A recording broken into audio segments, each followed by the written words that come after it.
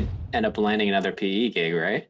I did. So how did you end up doing that? I mean, you had the internship, but it's still the odds are stacked against you with the other banking kids. Or I called more It's people than my competition by far. If I showed you my list of 250 people that told me no, you'd laugh.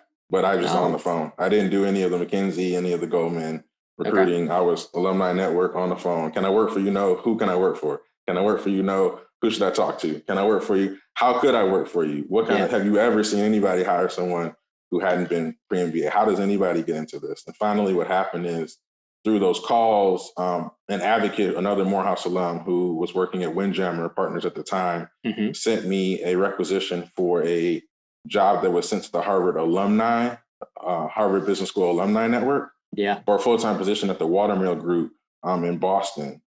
And it was sort of January of my second year. And I called him and said, hey, look, don't you want the best candidate, not the best one available now?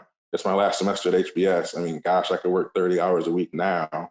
And then in May, I can work full time. I think this is better for you to do this than kind of pick some whoever person who can do it now. I mean, it's a 3-month difference. And so I was able to convince them to start me. I started February 1, my second year, like that final semester.